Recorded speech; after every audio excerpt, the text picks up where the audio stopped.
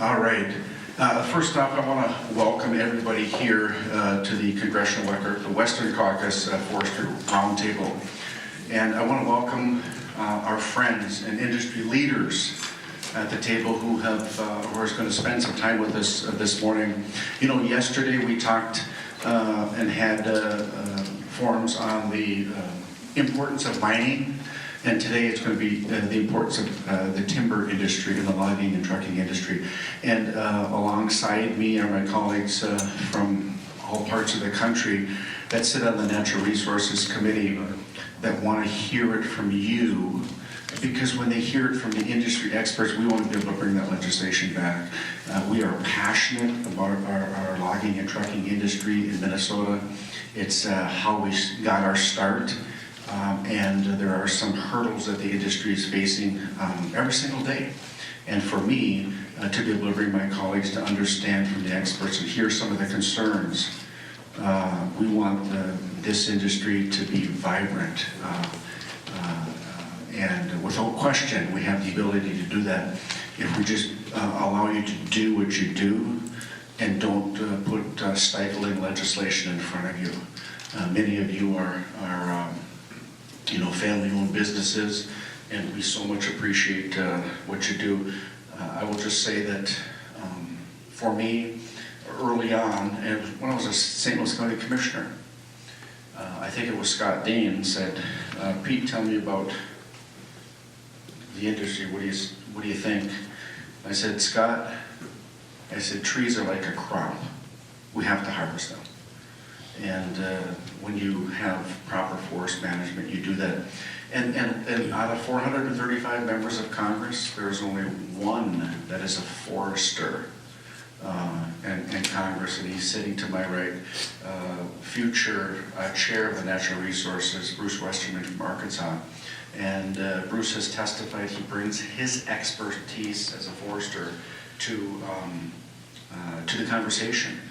And he is going to be leading the natural resources next year, and his leadership is going to be not only so valued, but asked for with your history and your knowledge about what happens in your great state of Arkansas, and the frustrations is happening right up here, with the processes and the lawsuits and not listening to the men and women in the industry. So, with that being said, I want this to be a open forum. I want this to be a conversation. The goal of this is to tell my colleagues the passion you have and what we can do to make you succeed, thrive, so that next generation of your family can experience it and have a great living. And it's been tough times for a lot of you for several years. So our goal, and I'm very happy to be on the Natural Resources Committee and to get legislation and attempt to push legislation that you all have helped with, meaningful legislation. And to my colleagues, once again, thanks for spending day 2 with us here in Minnesota.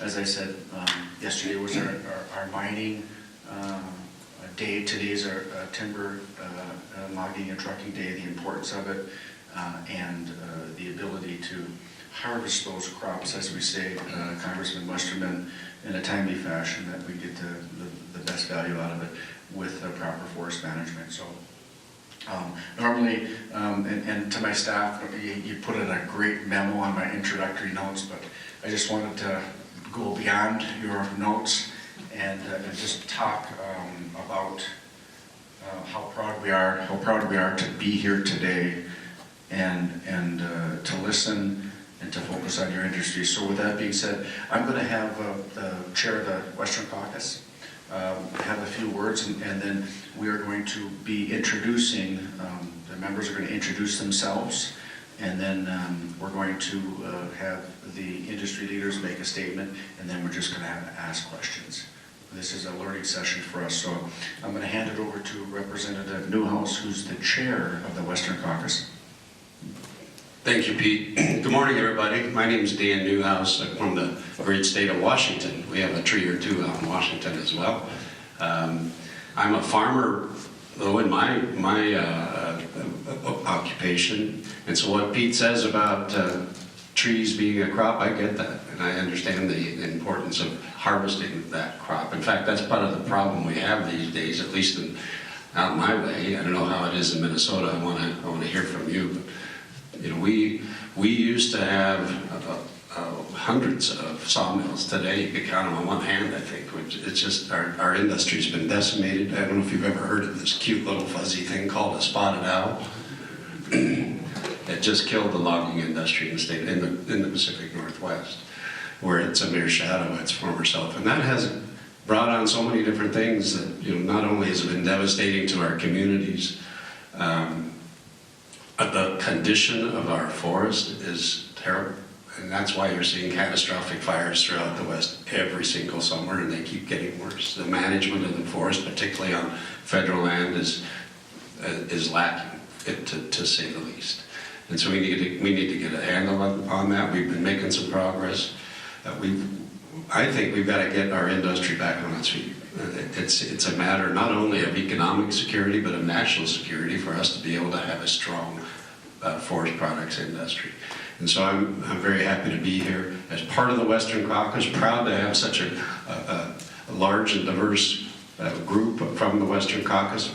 And what the Western Caucus is, we are a caucus made up of about 70 members of Congress, largely from rural areas across not just the western United States, but across the country. But we brought together by common concerns, interests that rural America has. One of those is the timber industry, obviously, the mineral industry, agricultural industry, those kinds of things that we share in rural America, and trying to meet the challenges of those and bring solutions to those industries. And so our job is to amplify your voice, bring it to Washington, D.C., so that we can tell your story and hopefully make some positive changes. So we're all ears today, very happy to be here with you and looking forward to a great discussion. And just a word about Bruce Westerman as well. I tell you what, he's a forester through and through. You can't talk to Bruce for 5 minutes, or probably 2 minutes, without the word tree coming up in the conversation. Doesn't matter what the conversation's about, but Bruce is all in on trees, and very happy to have him with us today too. So thank you, Pete. Looking forward to a great time. Tom Tiffany, Wisconsin 7. Great to be here, and you hear all the qualifications of Representative Westerman, and I want you to know I have a chainsaw and a splitter. So there's my credentials. Actually, for those of you, some of you may know some of the work I did in the Wisconsin State Legislature. I chaired the Mining Forestry Committee over there, and we did lots of good things over there, really enabling the forest products industry to improve and get better, but certainly those challenges are there. I would highlight one thing that we did in Wisconsin, and then I'll move on to Michelle here.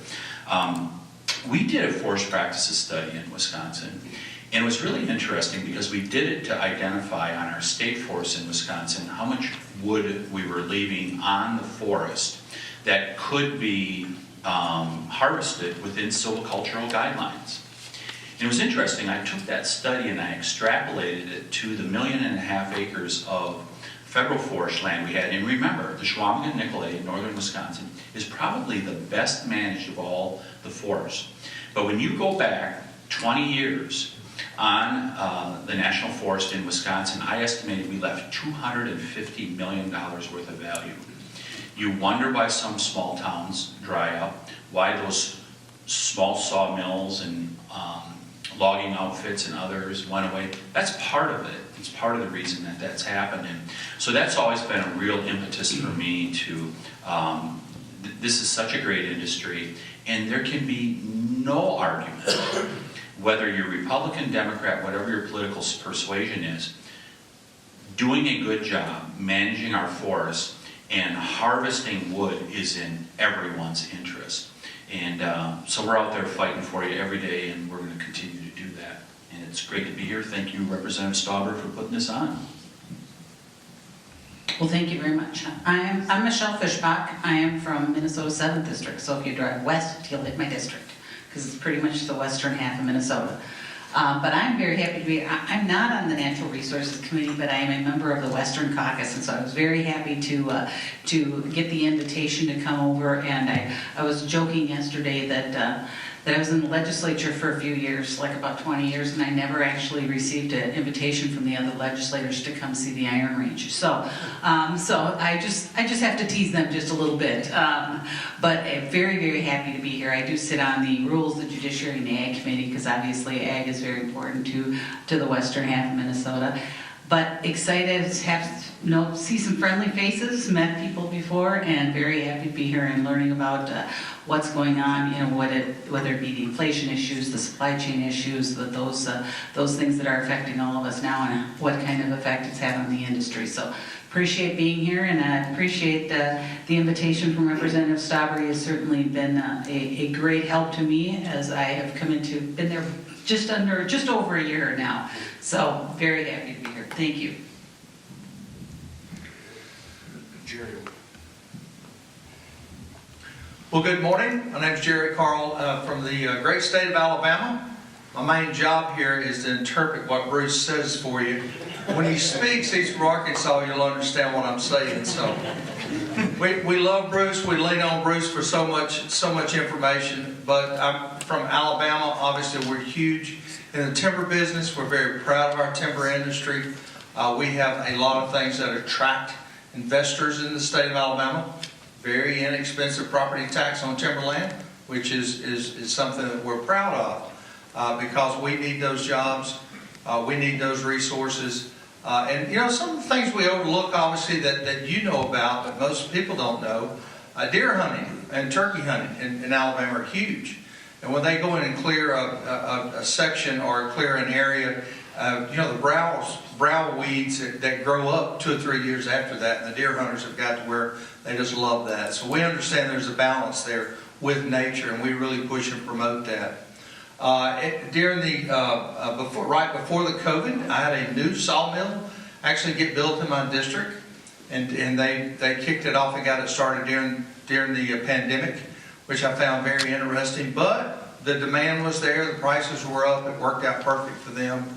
But I have many sawmills in my district, and we primarily focus on yellow pine and cypress. We do a lot of cypress work too. So just proud to be here, hear what your issues are.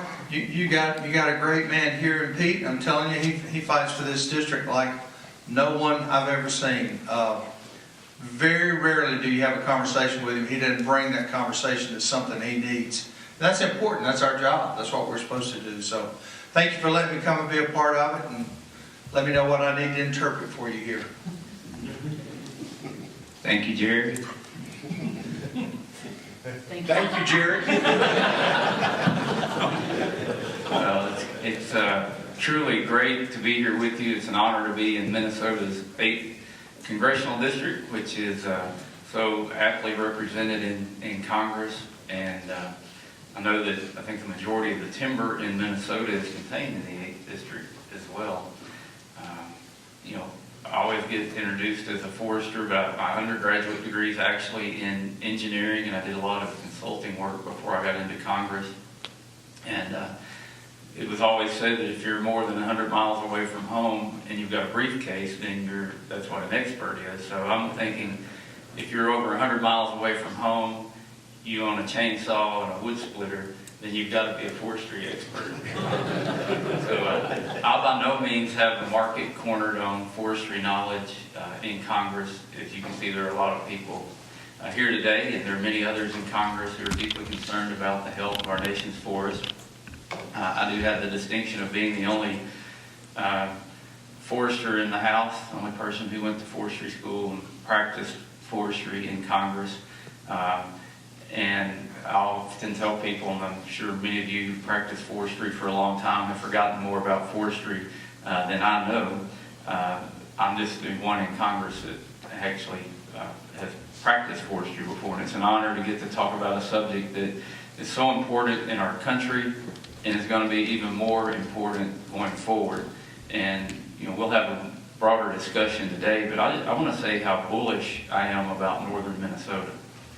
And I hope there's press here today, and I hope you will take good notes. I hope you will research everything that I say and that's said here, that you'll go back and explore the science, and that you'll actually print the truth about northern Minnesota and about the forest in our country. And I hope people in the cities will read that, because they claim to have a common goal that we have, to have a cleaner, safer, healthier environment. And if you look at the potential in our forest and some other remarkable potential that's here in northern Minnesota, this is the answer. It's the answer they're looking for. If you like clean water, guess what? Forests are the single most important thing you can have for clean water. Healthy forests are. Now, a forest that burns up in wildfire and the soil gets disturbed and you end up getting erosion and ash in your water, that's not good for water. But a vibrant, healthy forest filters water, it cleans it, it makes our streams healthier. Teddy Roosevelt recognized this over 120 years ago when he said, if we want to develop the West, we have to be keenly focused on protecting the headwaters of the streams, the forest and the headwaters of the streams. People often don't realize just how important forestry is to water. If you want clean air, guess what? Trees are the answer. Teddy Roosevelt called trees the lungs of the earth. They breathe in carbon dioxide, they breathe out oxygen, they store the carbon in the tree. We've got so much potential to have clean air when we have healthy forests. Now, when you have massive wildfires like we continue to see in our country and predominantly on federal land that's been mismanaged, we're spewing carbon into the atmosphere. If you want to have clean air, then you've got to have healthy forests. It's why we've proposed bills like the Trillion Trees Act. You've got to have a vibrant wood products industry. You can think of wood as a carbon battery. Like the wood in this table, at one time it was atmospheric carbon. And 50% of this table by weight is carbon. And it's going to be stored in this table as long as the table's here. There's so much potential in carbon storage with forests. We also know that there's tremendous potential using mining tailings that have basalt to do rapid weathering of that to create a calcium compound that actually stores carbon. So if you want to do carbon storage, northern Minnesota is a huge opportunity for that. If you want to electrify things, then you need the copper, you need the rare earth elements, and all the things that the mining here in northern Minnesota offers. So Pete, you represent a very blessed natural resources area. People here remind me of people from home, except y'all talk funny. And it's just a good place to be. And I can promise you, as long as I'm in Congress, I'm going to be working for the goals that you all have. People who manage the land are the original environmentalists. I think people who don't understand the land, they want to try to preserve it. And that's why we talk about conservation, not preservation. You cannot preserve something that's alive. If you preserve something that's alive, you take a cucumber, you boil it in vinegar, and you put it in a jar. That's preservation. Conservation is where you go out and you use what you've got. You have a responsibility to leave it in better shape for future generations than you found it. And the people whose livelihood depend on that, they understand it and they do that. So I'm looking forward to hearing from the panelists. I bet I've said tree a few times, Pete, so I'm going to yield back. Thank you very much. And Bruce will sign your 2 continuing education credits on the way out the door for listening to that. We are very happy that you're here. So what we're going to do is I want to go around the table, just briefly introduce yourself, your industry, and then we're going to get right to the questions and have a great conversation. So why don't we start with you, Scott, around and go from there.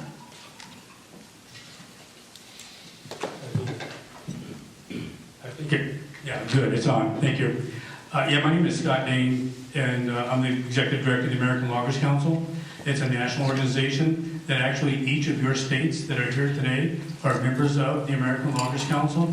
And later on I'll talk about some of the comments about some of the issues that we want to address and everything else, but it's great to be here. I've been in 20 states in the last 8 months. It's nice to drive an hour and a half down the road to an event. So even the roads are as crappy as they were today. Thank you. Yeah, I'm Mike Forsman, new director of Associated Loggers and Truckers in Minnesota. Took over Scott's spot when he moved on the national to the AFC, and represent all the loggers and truckers in Minnesota. And I'll give it to my other Mike. I'm Mike Hill, the president of the Associated Contract Loggers and Truckers, and a third-generation logging owner of the business from the area here. I'm the third Mike Nielsen from Ely, Minnesota. I'm a third-generation logger. I sit on the board of the American Logger Council and on the board of the Associated Contract Loggers and Truckers in Minnesota. Employ about a dozen people regularly and raise 2 children. I got it. Ray Higgins, Minnesota Timber Producers Association, representing loggers, truckers, sawmills, and allied businesses in our state. In fact, we've got members, as you might imagine, in Congressman Stauber's and Congresswoman Fishbach's districts. Also have a member or two in Congressman Tiffany's district who deliver wood to Minnesota. So thank you all for being here. Ron Enberg, I'm president of Minnesota Timber Producers. Been logging for about 45 years out of Motley, Minnesota, and I'm proud to be here and see and hear some of the questions that we have about our industry.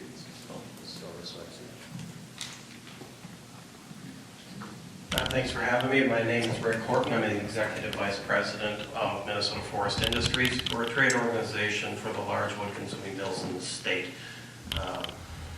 We're the 5th largest industry in the state of Minnesota, along with the loggers and truckers and the secondary forest products industries.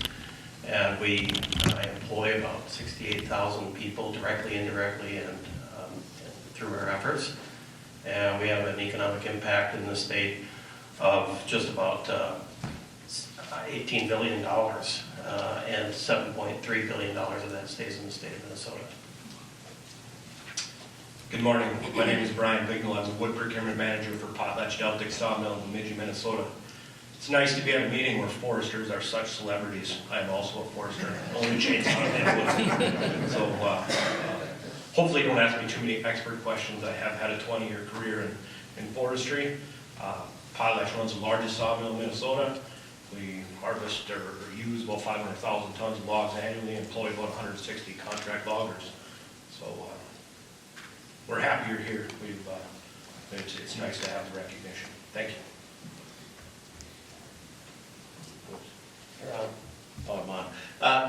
Congressman Newhouse, Westerman, Carl, Tiffany, Fishbach, and Stauber, thanks for holding this event. If the measure is chainsaws and wood splitters, I certainly qualify as being a man who manages the woods. I've worked in Alabama. I'd like to talk to Congressman Carl. I used to live in Tuscumbia. Not many people probably know where that is. But anyhow, I'm Tim O'Hara. I'm with the Forest Resources Association.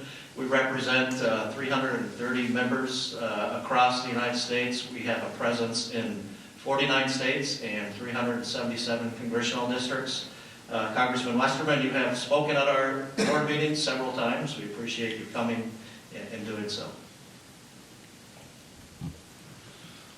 Good morning, I'm Jim Parma. I'm the Eastern Fiber Manager for Bell Lumber and Pole.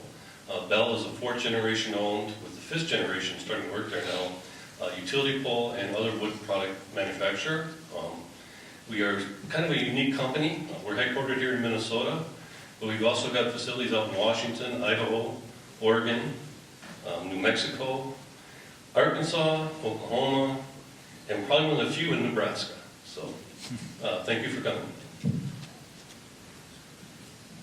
Well, that's great. Thanks for the introductions, and to my colleagues, you can see the diversity that we have around the table from A to Z.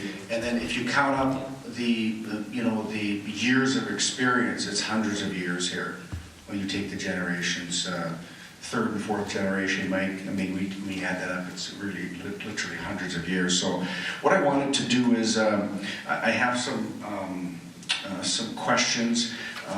We'll have 2 to 3 minutes as members here. And if we need more, of course, but we have some questions. We can expand or elaborate, or anybody can cut in if you want to speak. We need to hear what you have to say, and in particular around legislation and some of the hurdles that are taking place right now for you and your industry. And I want to begin with Mr. Parma and the Forest Resource Association. What is the biggest impediment in our supply chains to meeting our ASQs? The biggest impediment, in my opinion, would be just using the tools that they have. One of my things I pushed on hard that we were able to get into was designated by prescription with the National Forest. And the little bit that they use it is great, but it's such a great tool to be able to use that they've never seemed to want to use. It's frustrating. And when they do use it, they put restrictions on it. The biggest one, of course, is right now, at least in Region 9 here, is if we do a designated by prescription timber sale, we have to do a weight scale on it. You can't do a normal Forest Service timber sale. We go into contracts if you want and all that. But so it's frustrating when you give them a tool and then the Forest Service actually starts putting restrictions on the tool you gave them. So that would be the biggest one I could think of. Can I build on that? Yeah. Let me. Yeah, go ahead, Rick. I'd like to add to that. So you're in Region 9 of the Lake States, of the eastern region of the Forest Service. So the Lake States region, Minnesota, Wisconsin, and Michigan produce 80% of the timber volume of that whole region. And if you look at the last 2 of the 3 years, the Region 9 or the eastern region has produced more timber than any other forest or region in the National Forest System. Region 8 usually holds that title, but the last 2 of the 3 years, Region 9 has done that. And they've done that through what Jim just mentioned. They're using all kinds of authorities to put up with, good neighbor authority, stewardship contracting. But the best thing we have in the Lake States are markets. We have numerous markets. We have biomass markets, not what we need to be at. We have lumber mills. We have paper mills. We have engineered wood product mills, all within, 80 miles from here. So we have markets, and the biggest impediment for this region being successful is funding. We need more money. We have good staff in most of the forests. We have a good regional team. And the limiting factor is funding. With all the attention out west right now, with the $4 billion or so going out there with the infrastructure bill and the continuing resolution, keep in mind there are regions like Region 8 and Region 9 that have infrastructure, have capacity, and need the funding to continue managing those forests. Rick, did you have something? Well, building on what Jim said about the tools, for one thing, in the DC office, we've got actually really good rapport with them. They're very innovative. They're trying their best. It seems like that doesn't get down to the field. It's, call it the swamp if you want to, but there is middle management, there are problems down at the forest level where they don't want to use those tools. And then, if they do, they get sued. You might be aware that recently a large number of environmental groups signed a letter to the CEQ complaining about condition-based management. This was a tool that Congress gave the forest so that they could make decisions instantly on the ground instead of having to get it in a plan and then 10 years later they find out the conditions have changed and it no longer can support a clear cut or a thinning. Now they have to do something different, and instead they walk away from the stand because that's the way they have to do it. So condition-based management allows them to actually make the decision on the ground. And they used it on the Superior National Forest, on the Tofte Ranger District, and of course, it's tied up in litigation. So giving them the tool and then getting litigated over the use of the tool is a big problem. You mentioned, Rick, the bureaucrats, the middle management, that it gets stuck in everything. We have a former Secretary of Interior with us in the audience. He can talk about the difficulties of middle management and not allowing the people on the ground to make those decisions. And Secretary Bernhardt was a champion for forest management, and he's here today listening, and we're very thankful he's here. My time is up, Chair Westerman, or Newhouse. You always confuse the two of us, I don't know why. Everyone knows I'm the good-looking one. So like I said in my earlier comments, my interest here is to sit here with my ears open and listen to you to tell me what your challenge dynamic, although there's a lot of similarities from the state of Washington to Minnesota as far as the challenges. But I don't know that. I want to hear firsthand what it is that you think of when you go to bed at night, what wakes you up at 3 a.m., and the things that perhaps we can have a role in helping to improve. So that would be my question. Tell us what keeps you awake at night. Go ahead, Scott. It's yellow, is that good or bad? I don't know. You just have to talk straight. All right, thank you. Okay, turn it off. Little challenge, there we go. All right, thank you very much. I guess it's on, here we go, good. There are a lot of challenges across the country, and I want to just kind of touch upon a couple of things. First of all, I want to thank Congressman Stauber for inviting me to come out to Washington, D.C. last September and testify in committee about the Sustainable Forestry's role in climate solutions. That was the title of the hearing. You guys mentioned that. We are part of that solution. We just need to convey that message, and we're making progress on that.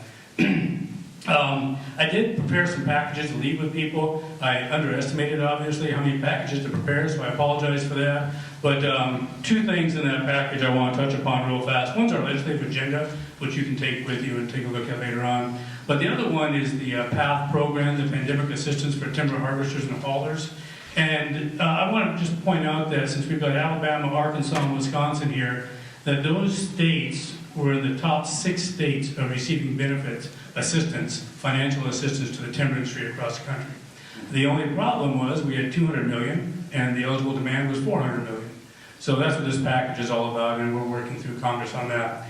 But one federal issue I want to share with you, we've got a mill, Brian's here from Potlatch, and I can never get the Deltic part into it, but Potlatch, and that's one of the best mills that we have in Minnesota. We have a lot of great mills, but as a dimensional lumber mill, it's one of the best mills we have. They produce dimensional lumber, and I think that you're actually prepared to expand if the right conditions were to come about with residuals and those type of things as well. But the one thing I wanted to just ask you to keep in mind is the Canadian softwood tariffs or duties that are in place right now. And I was on a White House summit meeting about the supply chain, and some of the big box stores said we need to, get rid of those tariffs and those duties so we can get cheaper 2x4s into Home Depot and everything else. And we said, no, you don't. We want to maintain those because we've watched everybody in this room that's from this area, trainload after trainload of wood come down from Canada, and trainload after trainload of empty rail cars going back to Canada. So we've seen, and Representative Carl, you mentioned Alabama. I think you probably got some Canadian sawmills down in Alabama right now. We've seen a shift, and we attribute some of that to the Canadian softwood tariffs, to the Canadians either opening mills in the southeast United States or building new mills throughout the southeast United States. So if we were to remove those tariffs, in some ways I think that would potentially shift production back north of the border. We have the resources, obviously, by the mills in the southeast. We have the logging capacity in the southeast. We have the facilities in the southeast. So let's do wood production with American timber, American loggers, American mills, and just maintain those duties if that comes up. Thank you. Anybody else want to take a shot? Yeah, No. Go ahead, Ray. Ray Higgins from Minnesota Timber Producers, and I think, Congressman, the question was what keeps you up at night? And I know in talking to Rod, I'm sure others around the table, it's labor. And a lot of it is involving COVID-related. I mean, the whole world's different in the last 2 years. But there's also a lot of regulation surrounding the ability of folks to become drivers, to hire drivers. And I know Mr. Enberg wanted to expand on that. Thank you for coming and listening to us. We got a lot of issues in our industry right now. And I guess what keeps me awake at night is I see a lot of my trucks sitting in my yard every morning with no drivers. And there's issues that we can deal with, and I'm gonna go off track here just a little bit. Hopefully there's nobody from MAD in the group because I don't want flaming arrows shot at me. But the driving regulations for the DUIs, I have had drivers in the past that were just really, really good people. They got a ticket on a snowmobile. It shot their career. So you look at so many people that are good qualified drivers, and we've lost them because of regulation. Another one of our issues, of course, is the new young drivers are inexperienced, so then we have insurance issues with them. But I think our regulation for our driving careers needs to really be looked at, and especially in the good, solid people that have been disqualified from having a driving job. It's like they've long since paid for their crime, but they're a victim of the time. That's an old Johnny Cash term.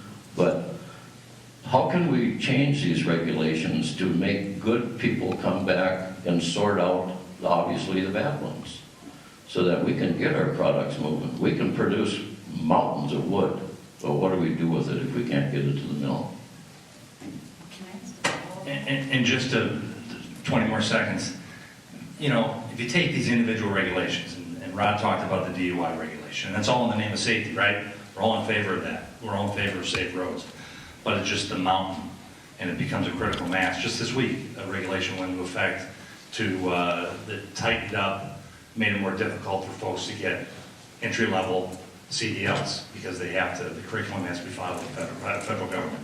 It's just another complication, and it just seems like there's something more all the time. I'm sorry, Congressman. And no, and thank you for mentioning that, because I was going to ask about that, if that was an issue for you guys, those new regulations that are coming in. But then in addition to that, on the DWI, is there, I mean, because that's going to be state legislation. And so I'm wondering if there is a way that they could just do it like after a certain number of years, or, you know, I mean, because, you know, those DWI laws are serious. I mean, obviously, but if there's a way, you know, that after a certain number of years. You know, and I think there's a gray area whether it's federal or state, because I had a conversation this week with state folks, and they're talking about, well, it's something that we're kind of, I don't know if it's mandated or forced them to do because of the funding. And so there's, a lot of them start at the federal government and then trickle down, and the state actually enacts it. But it's a 1 year, you lose your CDL for a year, but then new guys come back. And that's kind of the difficulty. They could move on to a different industry. And I don't want to get tied up on the DWI thing, other than there's just that mountain of regulation that just builds upon itself. Well, and it's a good example, so we Yes. won't obsess Yes. about it, but it's an example. Thank you. So I sit on the Small Business Committee. These are the Biden administration's numbers, not mine. Can anybody tell me this year the additional cost for regulations on small business? Take a guess. Anybody take? 25%. I'll give you a number, a monetary number. 5 million. How much? 5 million. 5 million. Higher or lower? $200 billion. That's their own numbers. In the Small Business Committee, that came out last week. $200 billion, Ray Higgins, of regulations on small business in 1 year. The most in the history of this country. And you wonder why our small businesses are struggling, especially the pandemic. I want to repeat that, $200 billion on you folks. That is wrong. That is not right. Mike, you want to say it? Yeah, Pete, that's what keeps me up, is I've watched my whole life to cut timber right in this area.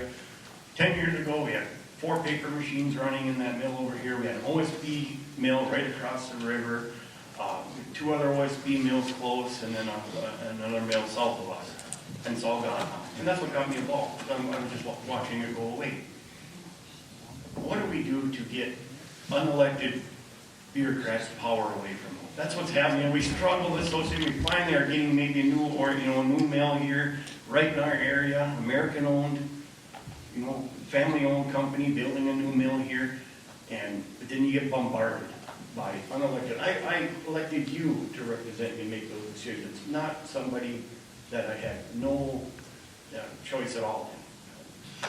So Mike, this was a frustration that came up, imagine that, yesterday in the mining conversations, and Secretary Bernhardt brought up the fact that he'd never seen so many activists being put into roles of responsibility in administration like we have today. And not that this is a partisan meeting, I don't mean it to turn into that at all, but just to point out the realities of the situation. We have now, at the head of the BLM, Bureau of Land Management, a known eco-terrorist. Yeah, we saw that. Right? Okay, and then that's just an unbelievable position to have somebody in charge of something like 250 million acres in this country with that kind of a background. And that's just a sample of some of what David was talking about yesterday of what we're up against when we have an administration like this. You're right, we're the electeds, we're the one that are supposed to, but they're almost unaccountable. Yeah. And I know that Bruce wants us to say something about this, but I can tell you that you're exactly right, Mike. We have allowed this to happen. These middle management, these bureaucrats that have been in there for a career, that just wait out, every administration, to wait them out. And that's unacceptable. We have to make sure that hold the elected officials accountable for the decisions they make.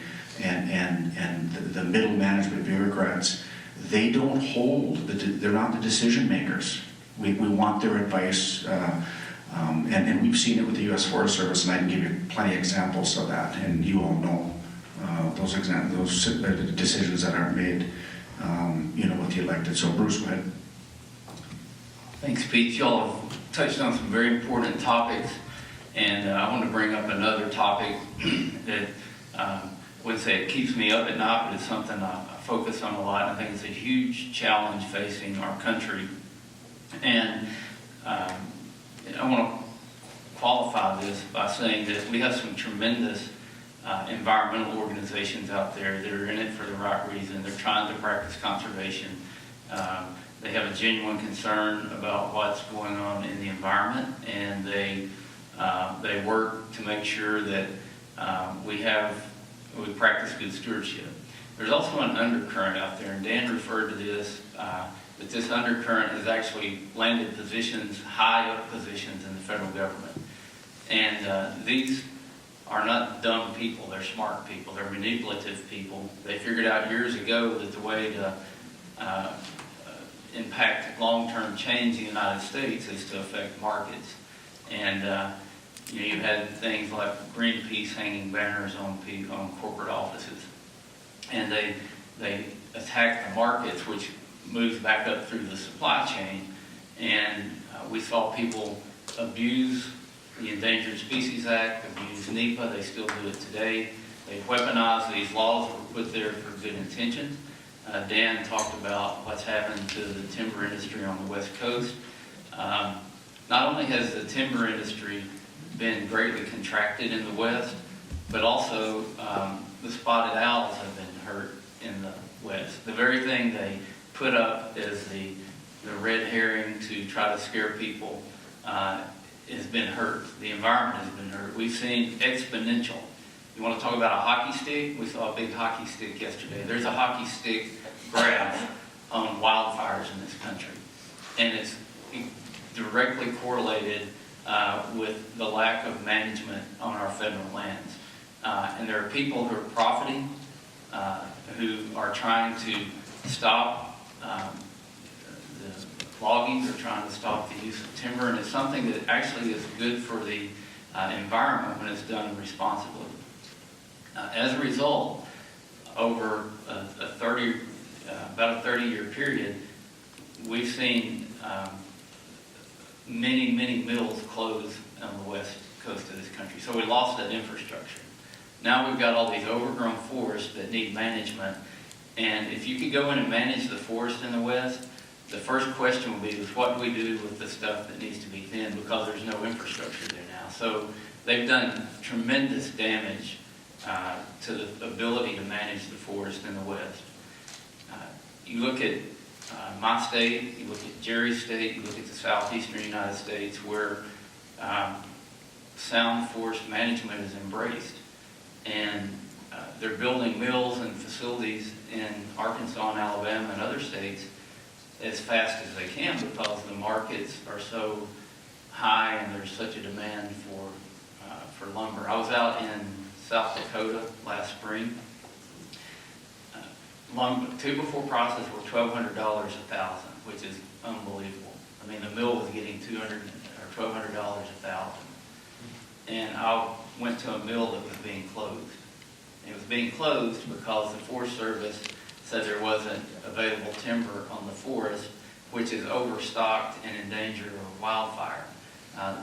What they really were saying was we can't harvest timber off the forest because these fringe environmental groups are stopping everything we try to do. So we saw a mill close, another mill close in the west, when there were record prices, when people are investing hundreds of millions, billions of dollars in building mills to meet the demand. We see people who want to do the same thing with lumber that they're saying about oil. You know, we don't want to produce it here, but let's take the tariff off and import it from someplace else as long as it's not in our backyard. Let's stop energy production on federal lands in the United States. Let's make it hard to produce energy on private lands, and let's incentivize OPEC and Russia and Venezuela to send more energy here. That same thing's happening in forestry. So you see this gradient in the country where there's more federal lands, there's less infrastructure. Where there's more private lands, there's more infrastructure. And I can tell you in my state of Arkansas, last year the state grew 44 million tons of new wood. The forest products industry harvested 20 million tons, or 24 million tons.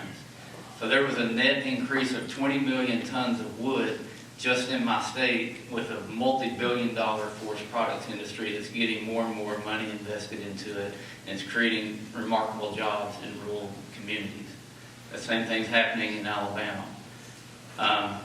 States like California and others in the West, the standing timber volume is actually decreasing. They're burning it up and it's dying, and the insects are eating it faster than the forest can grow it. So my perception is that here in the lake states, y'all are probably somewhere between where we are in the South and where the western U.S. is. But I just wanted to get your take on where's the industry here, where's the infrastructure, and is it trending more towards the west or is it trending more towards what's happening in the South? Believe me, we have a lot of work we need to do in Congress. We need to have sound environmental laws that aren't weaponized to stop good environmental practices. We have a lot of oversight we need to do. If we're ever in the majority, and if I were the chairman of the Natural Resources Committee, there would be tremendous oversight on what these federal agencies are doing. We're not there right now, but that needs to happen. But I need to understand where the trend line's heading here, and I think I know, but I wanted to hear it from the people who are facing it every day. And you're talking about trucking shortages, when you don't have reliable markets, and when you don't know that there's going to be a job in the future, people are going to start looking for something else to do. Representative Westerman, you're right on the money on that. You know, we're blessed here in the Lake States in that we have county lands. We've got counties that have nearly 1 million acres of forest land. We also have private land, state land, and they're all doing a great job of managing their forests and helping sustain our industry. I was talking to one of our mills the other day, and they said what they get from, they don't count on any wood off of our national forests. What they get is icing on the cake. It's a bonus. You know, they're doing what they do with everything else. Aspen is a very important species in our state. We use 22% more aspen than all the other species combined, and our mills rely on it. And, you know, we've gone through a lot of the old aspen on the state and the county lands. A lot of it remains on those federal lands. And it's falling down. It's dying. Right now, there should be 107 square miles of young forest on the Chippewa and the Superior National Forest. That's not there because they haven't cut it. That's in their plans. Their plans from 2004 said that they were going to have this much young forest. Every time you create young forests, you're creating wood for the mills. We have had, as Mr. Hill said, a long downward trends in the industry. We've got a lot of shuttered mills. We've got paper machines that have been taken out. The most recent one was the closure of the Verso mill over in Duluth. And, you know, there's a tragic loss of 228 good paying jobs when that mill closed down, but we also lost the ability to manage our forests. They used most of the balsam fir and spruce in the state, not most, but about half. But when we can't manage balsam fir and spruce, those are highly flammable. They're very subject to spruce budworm, and when they die, then they burn. We just had a 27,000 acre fire here in Minnesota last year, and that was directly attributed to dead old spruce and balsam. It was on private land.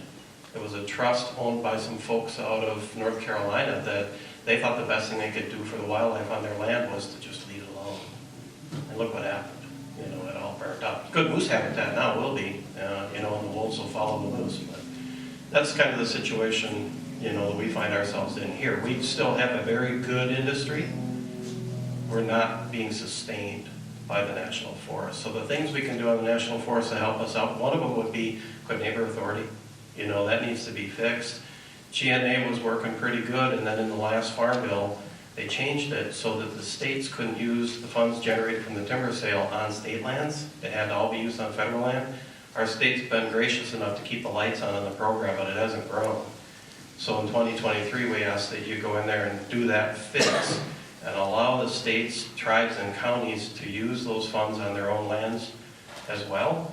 And you'll see growth in that, and they can actually conduct those timber sales on federal lands and help the feds. Mike. Yeah, Rick covered it pretty good, but just this little town alone, Brian grew up here with me, and 20 years ago, there used to be signs up there reminding truckers to sweep their loads off, because the sides of these roads would be covered with bark. You don't see that anymore at all. No. But yeah, the federal, where you can help us is on federal forests. Big time. Mike Forsman. Yeah, I just want to thank you guys for working for the working class in the rural America that, I mean, we're so critical in making this country run right off the bat. And what keeps me awake at night is that, you know, I hear over and over, and I'm watching these family businesses that have been generational businesses, and they don't want their kids to go into it. You know, they're stepping away from the industry because they're not getting the money. It's so much of a struggle because of, you know, multiple factors that we brought up right now. But, you know, the pay's not there. It's not sustainable for a lot of them. For the hours that they're putting in, they're just not getting the value out of it. You know, and then you look at, you mentioned on the CDL restrictions going in February there, I think they came in now, you know, that made it more burdensome to get a CDL, but now we turn around and I hear we're putting 38 million, 30 in one pot and 8 in another million to streamline the process for applications. Well, you know, people are looking at the hypocrisy in that. You know, I mean, okay, we're going to put in a regulation and then we're going to try to make it better for you. Well, you know, it's just frustrating. And you look at the bureaucrat that we're talking about, you know, in these agencies that you mentioned. You know, we elected our representatives to pass laws that are representing our members. We didn't elect these bureaucrats. They get in place and they put regulatory law with the force of law in that can be a fine and jail time. That should have been introduced as a bill and voted on by the legislature. Those are the people that need to be doing that. It should not be just written in by a person at the head of an agency. Is this on here? I think the batteries are done. Mike, I'm very proud of you because you're following exactly in your father's footsteps. It's exactly what he would have said about the bureaucrats, having worked with them. So we have with us that just joined us, my good friend Peter Wood has been in the industry for several generations. And Peter, if you pass the microphone to Peter there, Tim, introduce yourself in 2 minutes. We're glad you could make it. Well, thank you very much for allowing me to come. You talked me into it last night, or you talked my wife into it too, but anyway. Appreciate it. From the timber industry, I don't know what you've all talked about because I haven't been here. I just walked in. And I think there's a few things that you could do when you got back to DC that would be beneficial to the timber industry as a whole. One thing is the freeway use. Here in Minnesota, we can use the freeway for a short corridor that Scott Dane helped to get through. But it was actually introduced at one time by former Congressman Chip Kravac. Went to the House, made it through the House, died right there. Then it came along a few years later, former Congressman Nolan, he got it through, and it became law where we can use the freeway. We're fortunate that we can. Other parts of the country, they cannot use the freeway. They can use the freeway, but they can't haul full loads whatever their state allows. Right now, we can haul 104 and a half with 6 axles and the permit, forestry permit. Years ago, we could not go on the freeway doing that. So then what you do is you have to take the state roads, county roads alongside, and because of the weight, and that would cause you a lot more problems because you're going by schools, churches, and playgrounds and that all the time. That could be duplicated. What we have here could be duplicated across the United States. And it isn't just for loggers, you could do it for farmers as well. Land use people that bring their crops, bring their stuff to their markets where they can use the freeway. That would be great if you could do that. Alabama, Arkansas, Florida, Washington, California. You can go across the list, and if they could use those freeways, that would help the logging community be a lot more efficient. Well, Peter, you remember when, I remember the issue very well, and for those of you who don't know, those logging trucks had to go down Superior Street in downtown Duluth. Cobblestone. Yes, cobblestone, and what changed it? Your industry made a statement. I remember those trucks. I remember that line of trucks. You were making a statement. Yeah. And you were leading it, Peter. So you're saying they were Canadian truckers before there were Canadian truckers? Yes, no. But that's one thing that could be done when you go back to Washington is if you could take that back where it could help other loggers in other parts of the country. It won't really help us really here because we already have it established, but it would help them greatly across the nation, land use people. And also if you could do it for the farmers, it would probably help them out greatly as well, out in the West Red River Valley, where they could jump on the freeway, go 5 miles and jump back off, and they could haul their full loads. Otherwise, they got to go through all these back roads, and time is money. That would help them be more efficient. That's something you could actually do, and the people could see it. People want to see action. They want to see something actually take place. Once you establish you're working for them, you're trying, little increments is what we're after. We're not, to me, you can't ask for huge things because it's not going to happen. Let's be in reality. Little increments. The second thing, I don't know if I'm running out of time, but it doesn't matter, I guess. The other thing that could be done is that we have a major problem with the grid, electrical. There have been businesses up here that are very big that have had to shut down for a little bit that nobody knows about, so the grid does not crash. Okay? I do a radio show once a month on Duluth called Let the Sawdust Fly, and I talk about only timber-related issues. If you want to Google, go ahead, Google Let the Sawdust Fly. And I've been doing it since 2016. I talk about just timber, no politics, no religion, just that. And this month, at the end of the month, I'm going to be having somebody come on from Hibbing Public Utilities that we're going to talk about how they refired up their biomass and are making electricity and steam for that. We're going to explain how that works. It's been sitting idle for 2 or 3 years, and now it's starting to roll. When I hear green energy, and I hear about how windmills, solar panels is green, I don't know about you all, but when I see a windmill, I do not see green energy. If you just look at a windmill itself, I see material, I see oil, I see metal, I see all kinds of fabrication. I don't see green. It's a way of saying something. Same thing with solar panels. I do not see green technology. I see something that's built by man to make life easier or harder, I don't know. But I'll tell you, when I see a forest, I see green technology. I see green that exists over and over again. Instead of taking windmills and using it propelling, which is fine if you want to do that. But what if we could take, everywhere there's timber, we could take and put, if there's enough population, if there's enough wood volume, where we could take and put a boiler plant there that will create steam, just like Hibbert and Duluth, just like Hibbing Utilities is doing right now, across wherever there is timber, we could create all these little biomass plants that are producing electricity across the nation, where they could take the surges out, where we have those big spikes where all of a sudden there's a lot of electricity being consumed. Plus you get local control. Local control, local workers, more local responsibility, and they're more prouder of what they're doing. And they're gonna work their tail off. Those people at Hibbing Utilities, I was shocked. They are really trying to make this work. And last month, I talked to him. He said they're actually doing a profit. After only running 2 months or 1 month or something like that, their actual utility is showing a profit using wood. And it's very green. It comes back over and over again.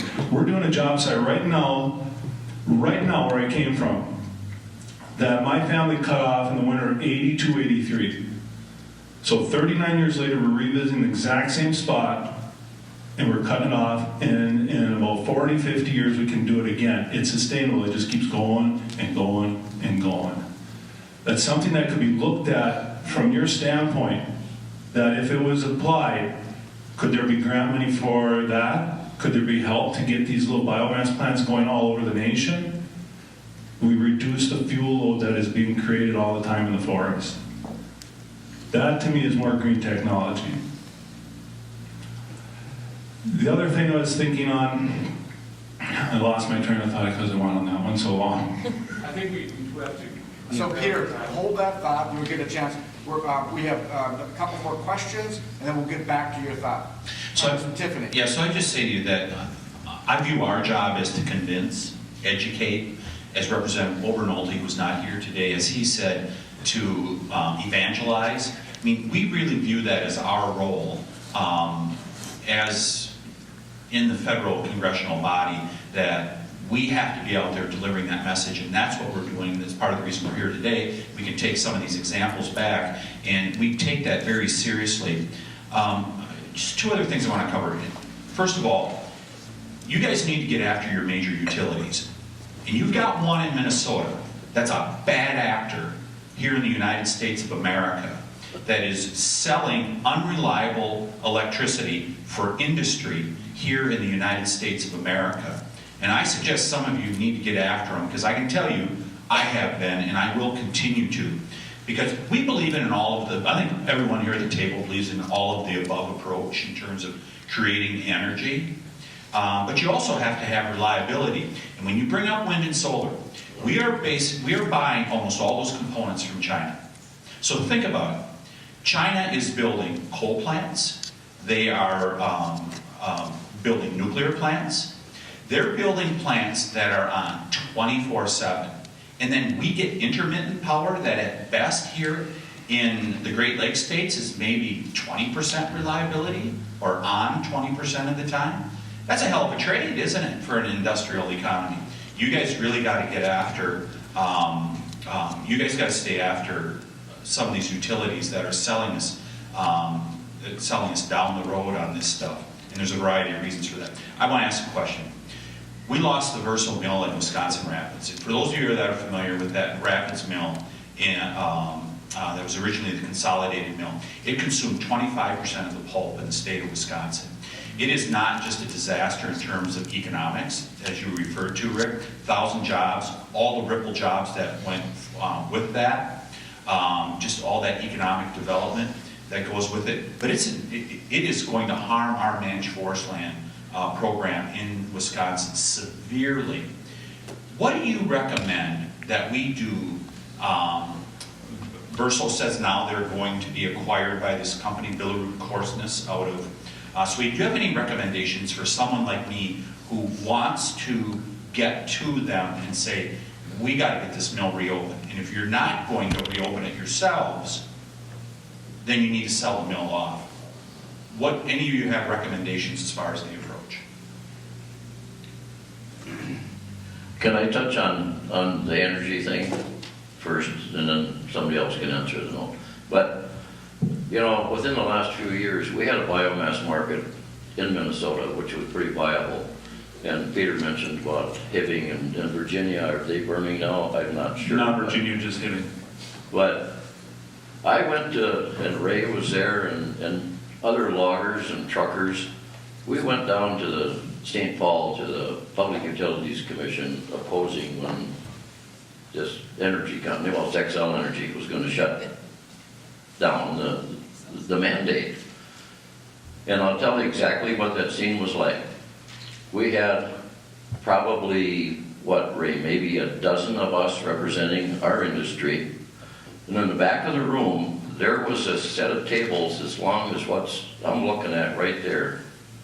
Attorneys from XL Energy, and they had their spokesperson up there, and she just recited everything off, every regulation, every moment, what was going on there. It was like she was a robot when questions were asked. We had no chance. Our industry had no chance at all to oppose that energy company. And they went ahead and they got it reversed, and, well, we all know what happened. So I guess my question to you is, how do we, as a timber industry, even as large as we are, how do we deal with something like that? They have a lot of power. That's all I got to say. I didn't get a chance to talk about what I'm frustrated about. So our goshawk is your spotted owl. That's what we face around here for critters. But I got multiple things here that keep me up at night. Deregulating everything will be better. I mean, we're getting regulated out of business, out of profit. We're competing on a world stage against countries that are not regulated, like you just mentioned with China and their coal bellowing plants, right? So, not saying that we need to take all the regulations away, but we need to loosen them. And circling back to his CDL concerns, we all have that same problem. We all have trucks sitting, waiting for drivers. Nobody applying, nobody wanting to go to school. All the government is doing is discouraging people to get into that industry. If you look at the ELDs, people don't want to have to be stuck 20 miles from home because they're shut down due to hours of service. It just continues and continues and continues. And just the taxes that I pay to own trucks on these roads is incredible. I mean, you look at 10% excise tax on a new truck and trailer, you're looking at over 20 grand just for one setup. And then you can't find nobody to drive the dang thing. So that we need to loosen things up and start refocusing as a whole to attract people, right? Our industry, I think, is swirling around the drain. I'm 42. I'm the youngest guy on my job by 5 years, and it goes from my age to 70. I haven't had no phone calls in 2 years for anybody looking for work. If you can do my job, if you can come run a skidder for me, if you can come run a dozer for me, or a feller buncher, you can go to work at the mine. You got union wages, work half the year, vacation time, lots of benefits. I try and pay my men as good as I can. I have millions of dollars in debt and equipment, so I can pay high stumpage to compete to sell to the mills. And then I make my payments, and I pay my fuel bill, and what's left is what you can pay your help. We're not attracting new people to this industry. I mean, that's part of the trucking problem, it's part of the logging problem. Our whole industry, median age is in the mid-50s. So I think that deregulating a lot of things would help. As far as the Forest Service goes, back to the federal timber, I think the NEPA process needs to be reformed greatly because it's holding back a lot of stuff. You mentioned that funding for more foresters and stuff like that would be great, but if they don't have it through the NEPA process, it never gets there. Our forest, our U.S. forest around, I live in Ely, so it's the Quishway district of the Superior National Forest, and they're going backwards by the second. I mean, they're just pecking away a little bit of wood, and essentially it's going to become the new Old West. We need to step it up. We need to move. Like, we have industries that want to come to this state, but we can't even put up the trees that we have that are rotting and gonna burn. And then now going into the burning, we need to regulate, this is where you need to regulate whoever's controlling these fires that say they're firefighters, because they do not put out fires. There's no money in putting out fires. They just kind of tap them down a little bit, and then they're there all summer. How many fires have you seen them ever put out? I think I got a couple more. Oh, okay. Well, I got lots of notes. I just kind of wing it, but I guess you can take it from here, right? I was just gonna say, I happened to look at the Greenwood fire the other day, the website. It's still not out. It's still like 80% contained. And I was gonna expand on what Mike said about, when you talk about costs, and Mike did a good job of detailing the costs, where it comes back to the federal forest, is that then when they do put up wood, they design the sales in such a way that it costs too much to operate on. For instance, they'll put a nice piece of wood over here, but then put a couple of blocks 5 miles away. You've got to build all that road, drive right past perfectly good wood to get to some crappy wood that's part of that sale that you've got to buy if you want the good stuff. They could put good stuff that's closer in, but they're, increasing the cost that these guys have just to get something managed way back. Why don't they put good wood right next to the crappy stuff? I mean, I get they have to manage the whole forest, but sometimes they're more worried about wildlife or tourism or what the tribes think than worried about loggers and the economics. Jerry. And then we got to obliterate the road. Say that, Mike. And then we got to spend money to obliterate the road. Take the road out. Yeah. So, there's so many topics here that I've never had to deal with. The environmental side of it, we have more environmental species that are regulated in the state of Alabama than any state in the nation. I have 23 different snails. You laugh, but a box turtle. I'm an ex-county commissioner, so I'm familiar with these things that we have to work around. It's the bureaucrat folks. I'm telling you, it's the bureaucrats that are driving this country into bankruptcy. And everybody says, well, you're the man, you're supposed to change it. Those bureaucrats are just trying to outlive me. That's all their objective is, because they know I'm disposable. They know I have a term limit. Every 2 years, my term limit comes up, and I have to run again. So, when we start talking about environmental issues, I get pretty passionate about that. In the state of Alabama, it's a very sore subject, but we don't have spotted owls. We've got these huge woodpeckers that they want to protect that loves to peck into pine trees, and then we get beetles from them. But the environmental side, the CDL side. I think one of the biggest problems we've got is we've got a lot of these legislators that are representing the cities. They forget about the rural areas. They truly do. And when we don't have toilet paper to use, when we don't have paper towels to use, when we can't finish building our house because we can't get plywood, that's where the truckers need to stand up and go, hey, you need us, don't you? You've got to get, I'm encouraged to be a louder voice, and I'm not talking about an angry louder voice, but a louder voice. Well, that said, I got a quick question. Mr. Horton, you touched on it a while ago, and it's still ringing in my ears. You talk about how horrible the USDA Forest Service is. I will agree with you on virtually every federal program we've got, how horrible they are. Can you give me more details on what hinders the active forest management from a logging standpoint? What do they do that makes it so bad and so hard for you in the logging industry as a whole? Congressman Carl, can I answer Sure. Congressman Tiffany's question quick? I don't think anyone did. So if you look in the Lake States region, what's happening is we dove down, right? Now we're building back up. So we're seeing investments. Michigan just built a new mill, the Uruco mill, does fiberboard. And what we're seeing with the other paper mills are happening, and you'll recognize the names. Nine Dragons, Ulstrom, Munstro. So foreign investments coming in buying these paper companies, and they're making the investments, and they're taking these mills to produce other products. Ulstrom, Munstro, near Green Bay, they produce the specialty paper, so they converted the mill. Starburst, the Starburst record, that's the kind of paper they make. If you look at the growth sectors, packaging, which the Swedish company just bought, the Verso mills. So if I were to guess, the mill that you're talking about, 2 million tons a year, that's too good of a mill to be shut down. So there will be someone looking at that mill to purchase, but I don't think it's going to be the products that they produce right now. Packaging would probably be my guess, because packaging is growing at 2 to 4% per year, and it looks like it's going to continue to do so.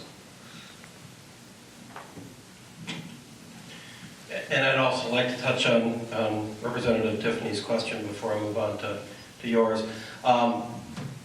It's a global industry, right? So our competitors are these other countries where they have cheap electricity, they have cheap labor, they have cheap raw materials. And so to counter that, we've got to provide some assurances, that we're going to have the best that we can get. We're going to keep costs down for you, and we're going to have a sustainable flow of fiber. And I think in Wisconsin we're in good shape. You've already said Schwaming and Nicolay is one of the best run forests out there. They do a phenomenal job there. So, and getting back to your question, what is the Forest Service doing that's creating problems? Some of it isn't their fault. They've been litigated to death. So they feel like every plan has to be court ready. The Superior especially. Everything that happens, and this is a quote from a former forest supervisor on the Superior. He said, everything they do on the Superior is a boundary waters issue. Because the antis will look at everything you do, even if it's hundreds of miles from the boundaries of the boundary waters canoe area, it's still a wilderness issue to them. So they fight. They aren't keeping up with the NEPA regulations. The CEQ says that a NEPA document should be about this thick, and yet they're inches thick. They do environmental impact statements on everything. It should only take about a year to do NEPA. It takes 2 to 3 and then more and on and on and on. So they plan themselves to death. That's a big part of it. And then when they actually do put up a timber sale, yes, there's a lot of regulations on them. But I've heard from the loggers that once you actually buy a timber sale on the Forest Service lands, it's actually easier to administer. Because you know exactly what's expected of you. They've got it detailed down to the nth degree. So actually cutting one when you buy one is fine. It's just buying them is very problematic. The other thing you find on the national forest, this is getting back to the idea of middle managers and bureaucrats, the power on a national forest lies with the district rangers. Forest supervisor, they come and go, and they can only do so much. They tell the district rangers what to do, but a district ranger gets in there and they're there for a long time. And if you get a good one and they want to cut wood, they find their ways around all the problems and they make it happen. We've had a couple of them. We've had a couple of forest supervisors that were pretty good. All of a sudden they move out, somebody else comes in, everything goes stale again. So, I don't know how to deal with that other than to encourage them to hire district rangers that at least have a forestry background. A lot of them come in and they don't, and so they focus on recreation or something else that's more along the lines of their interests. And the other thing they do, they get a forest plan. That's supposed to tell them, this is what we want, future forest conditions, right? Our forest plans were done in 2004. Prior to that, our forests were healthy, productive, our national forests were kicking butt. And the new plan came in, timber targets went way down. And then they only accomplish a part of that. They never go up. The allowable sale quantity is a 10-year quantity. They always cut below that. Well, it's supposed to be over the course of 10 years. That means some years you're under, some years you're over, and over time you hit your ASQ. The Superior's running about 50%, and has been. Every year they don't cut, there's a backlog, and they never ever step up and go over ASQ. They just kind of say, oh, that's unsustainable. No, it's not. It's a 10-year target. So getting them to enact all parts of the forest plan, including those that require active management. They're hitting their old forest numbers, they're hitting their big patch numbers, anything that requires basically doing nothing, they're accomplishing that. But the things that require action, young forest numbers, fiber output numbers, all that, and if you ask them to, they'll say, well, I can't because then I'll violate my old forest goals. Come on, all goals are important. I will just say that this has been a great conversation, and I think that, you know, as we move forward, I'm hearing the frustration, and I've heard it from you. I wanted my colleagues to hear it from you. And Peter Wood, I'm going to give you 2 more minutes, and then I'm going to hand the microphone over to our future chair, and he's going to wrap it up. Okay, thank you. I want to thank you for allowing us to come and have you guys here and listen to our concerns. I know it kind of gets redundant a lot, you hear the same thing over and over again a little bit. But I'm thinking as I'm listening here, and I think what could be done quite easily is the freeway to help other parts of the country. Maybe it's already being done, but I think it would be something that would be very helpful. Here I always like to think of Minnesota first, because we all think of our own place first. Like Congressman Tiffany, thinking about Wisconsin. I would say talk to Henry Schenebeck. You probably do talk to him on a regular basis and what they're kind of, how they've been coming along with that mill. Some of the wood did come from Minnesota for feeding that mill. So it did affect Minnesota, yes, as well. If we do get a new mill here, which is supposed to be coming, it would be nice to increase the volume of wood put up, bigger blocks, more volume, because what could be the worst thing that could happen is a new mill comes online, starts hogging a bit of wood, the prices go up so high, and what happens if a mill that's been here for a while goes out of business, and the other one that has been built 20 years down the road goes out of business because the price of stumpage gets too high. To me, it shouldn't be the federal government or the state or the county that sets the price of the wood. It should be the market that should. And the best way to do that is that private would always regulate it. Because the price, if it gets too high, you can actually crush a consuming mill. Like down in Alabama, you can't seem to go 50 miles without seeing some kind of consuming mill somewhere. I've seen the map of it. Had Bill Jones on the radio a couple years ago from there, and it was a great time to have him on there. 90-95% of your timber there is private. Your forest fires don't even exist when you talk 20-acre fires. I'm out of time. Thank you. Okay, thank you. Bruce, you're wrapping it up. Thank you, Pete. Thank you to all the panelists here. You know, I can stay here all day and talk about this. It's just great to listen to you, to hear your concerns. But to wrap it up, I first want to kind of maybe talk about the negative thing that's been brought out in so many ways, and that is the Forest Service is broken. If you think the Forest Service is accomplishing their mission right now, then I don't know what data you've been looking at. And it's not because of all the people in the Forest Service. It's because of laws that need to be changed. It's because of laws that have been weaponized. NEPA and the Endangered Species Act are 2 of the biggest ones. And you could legitimately rename it the U.S. Fire Service, because it's more about fire than it is about forest right now. If you don't believe me, look at their budget. Look at the number of employees that they have. Do you realize that at one point in this country, the Forest Service produced revenue for the Treasury? And when I first got to Congress, I thought, we're going to make the Forest Service great again. We're going to get them producing revenue instead of being a drain on the Treasury. It's grown so large. It's like a $7 to $8 billion budget every year. That's more money than the state of Arkansas collects in sales tax and income tax for one agency in the federal government. The majority of that goes to fight fires. Just imagine if you could take the money that's used to fight fires and actually do management so that you didn't have fires. It's the old, an ounce of prevention is worth a pound of cure, and it cannot be illustrated more succinctly than what we see in the U.S. Forest Service. It can be fixed, but right now it's broken. And there's great people that work for the Forest Service. There's people who want to do what's right. There's people who have bought into this undercurrent of environmentalism that want to be an obstacle instead of a solution.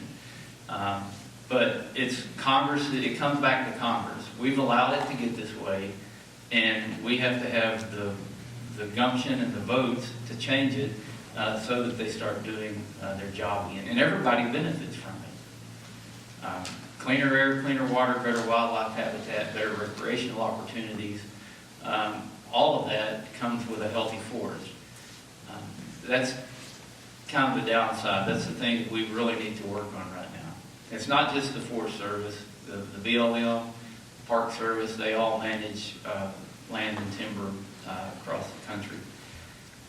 The positive thing is that you all are on the right side of science. You're behind the truth. The country needs you, the world needs you, and it makes it a lot easier to advocate on your behalf because of that. We're going to keep working hard. We're going to keep telling the truth. Pete, I'm glad you've got a radio station. I hope people are a radio show. I hope all of us will be better spokesmen and women for our natural resources. And to be a voice of reason, to be a voice of truth, and to engage people and help them to become educated and understand just how important what you do is every day. I don't think the majority of people are trying to take down industries for some strange reason. I think that there's a big group of people in the middle that if they just really understood the science, that they would be advocating on your behalf. We've got a lot of work to do in that area, and we face a lot of challenges, but we can't stop telling that story. That's why the Western Caucus travels around the country, having meetings like this. That's why historically, committees in Congress go out and have field hearings to highlight issues. We don't do field hearings now, so that makes the Western Caucus even more important.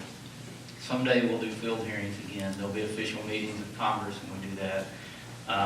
But we have to keep telling the story. You have to stick to your guns, and you have to look forward for a brighter future, because every time we're losing by a death of 1,000 cuts. And it started slowly in the West, and it's moving all across the country. And, one of the things we've got to do in oversight, you start looking at some of these groups, and we found out that some of them are actually being funded by the Chinese government.